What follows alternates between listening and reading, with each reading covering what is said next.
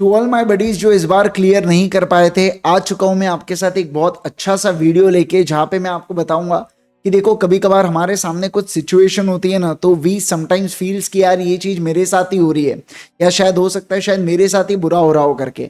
But ऐसा नहीं है।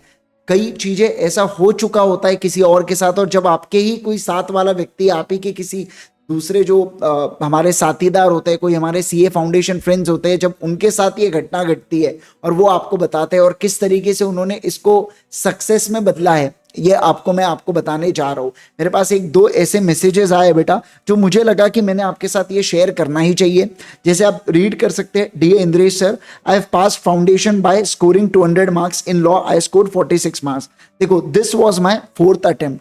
मैं आपको एक बात बताऊं, यहाँ पे ये जो बच्चा है बेटा, इसने वैसे ही जंग जीत ली जब उसने 4th अटेम्प्ट में क्लियर किया। जब 3 अटेम्प्ट क्लियर नहीं होते हैं ना, वो जो प्रेशर, आप सोच के देखो, किसी किसी को फर्स्ट अटेम्प्ट किसी का क्लियर नहीं होता है, किसी का सेकंड क्लियर नहीं होता, कितना प्रेशर बिल्डअप हो जाता है यार। वो प्रेशर का इतना बिल्डअप होने के बाद फिर नया कोर्स के साथ पढ़ते हुए जब वो बच्चे ने एकदम, देखिए यहाँ पे लिख भी रहा है वो, it was challenging for me, लेकिन क्या हुआ, उसने अपने आप में कांस्टेंट मोटिवेटेड रखा हुआ खुद को।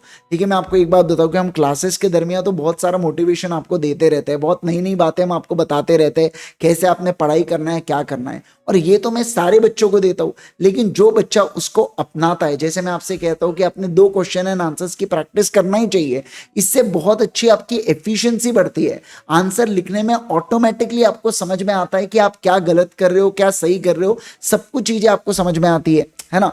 तो ऐसे केस में आपको सीधी सी बात है, सक्सेस मिलना ही मिलना है बेटा, ध्यान रखना। मेरी कुछ इनके साथ बात हुई थी थोड़ी सी, तो जहाँ पे उन्होंने मेरे साथ कुछ शेयर किया था कि सर इतने मार्क्स है और ऐसा है, ये सब चीज़ें, तब मैंने उनसे कहा था कि मैं चाहता हूँ कि आप एक अटेम्प्ट और दे दो, अगर एक अटेम्प्ट क्लियर नहीं हुआ ना तो फिर छोड़ देना।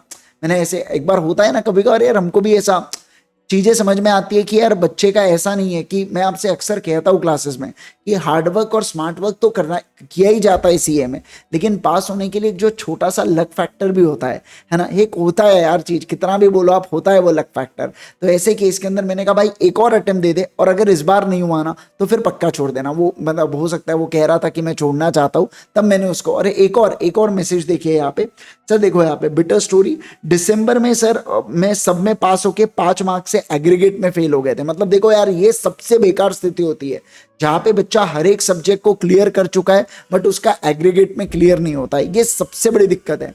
तो उन्होंने फिर एग्जाम ओरिएंटेड बैच जो हमारी होती है, मतलब उसमें हम लोग बहुत सारी चीजें गाइड करते रहते हैं यार, क्योंकि समझ में आता है बच्चा कभी कब डाउन फील करता है, क्या होता है, ये एक अंदाज लग जाता है हमें। तो ऐसे केस के अंदर हम समझाते रहते हैं कि ऐसा करो वैसा करो। अब जो आप अगर मान जाओगे तो सीधी सी बात है, आपको सक्सेस मिलने ही वाला है। मैं आपसे बस यही कहना चाहता हूँ कि हो सकता है टेम्पररी आपको एक डाउनफॉल मिल रहा हो, बट ये आपका कोई परमानेंट डाउनफॉल नहीं है। आपके पास 40 दिन है आज से, मैं लिटरली कह रहा हूं 40 डेज है आज से आपके पास। ये 40 डेज में बेटा जिद पे आ जाओ और लिटरली अड़ जाओ कि इस बार तो पास होना ही है। ऐसे कैसे फेल कर दिया इंस्टीट्यूट ने, लिटरली आपके अंदर वो एग्रेशन होना चाहिए। मैंने कल 2 स्ट्रैटेजी वीडियोस भी बनाया हूं, एक लॉ के लिए बनाया हूं और एक मैंने जनरल स्ट्रैटेजी वीडियो बनाया। चाहे तो उस वीडियो के लिंक में इस वीडियो के कमेंट सेक्शन के अंदर डाल दूंगा, आप वो स्ट्रैटेजी वीडियो को जरूर से देखना अगर आपने नहीं देखा है तो। मैंने आपको एक गाइडलाइन प्रोवाइड कर दिया हो कि कैसे आपने मेहनत करना है। मैंने उसमें बताया हुआ आपको लिटरली कि आप कैसे, आप सिर्फ तरीके से कैसे पढ़ सकते हैं, कहां पे आपको क्लासेस की जरूरत है, ये सब कुछ मैंने उसके अंदर आपको गाइड किया हो। एक बार देखना जरूर, और कभी भी डाउन फील मत करना। हो सकता है ये एक छोटा सा फेज हो बेटा, बट इसको डेफिनेटली हम लोग ओवरकम कर जाएंगे जब हम लोग कॉन्स्टेंटली मेहनत करते हैं एक अच्छे गोल के टूवर्ड्स, और अच्छे मन से, नेक इरादों से जब आप मेहनत करते रहोगे तो डेफिनेटली आपको सक्सेस मिलना ही मिलना है। Right, all the best everyone. मिलूंगा मैं अमेजिंग ऐसे ही वीडियो के साथ। एक बहुत अच्छा इंटरव्यू मैंने आप लोगों के लिए यहाँ पे शेड्यूल किया है। देखिए यार, मैं जनरली है ना, मतलब एक बहुत अच्छा इंटरव्यू है जहाँ पे एक बच्चे ने 23 नंबर से 70 नंबर स्कोर किया है लॉ में।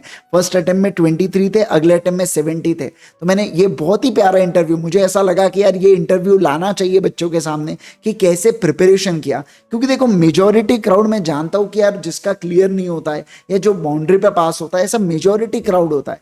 बहुत बहुत कम नंबर ऑफ स्टूडेंट्स होते हैं जो 320 प्लस 350 प्लस जाते हैं, है ना। तो ऐसे केस में ये जानना जरूरी है कि ऐसा क्या किया किसी ने कि वो पहले क्लियर नहीं हुआ और बाद में क्लियर कर गया। तो ऐसे अमेजिंग अमेजिंग वीडियोस मैं आप लोगों के लिए लाने जा रहा हूं, बने रहिएगा इस चैनल पे। अगर आप इस चैनल पे नए हैं तो जरूर से सब्सक्राइब कीजिए अगर आपने सब्सक्राइब नहीं किया है तो, और वो 2 स्ट्रैटेजी वीडियो जरूर से जाके देखना, बहुत आपको मदद मिलने वाली है, right. Thank you so much once again. Hope so video आपको कैसा लगा जरूर से कमेंट सेक्शन में बताइएगा। और क्या आप रेडी है सितंबर अटेम्प्ट को फोड़ने के लिए? Are you ready guys? तो कमेंट सेक्शन में रेडी जरूर से लिख देना, है ना, जरूर से बता दीजिएगा। Thank you so much once again, bye bye, take care.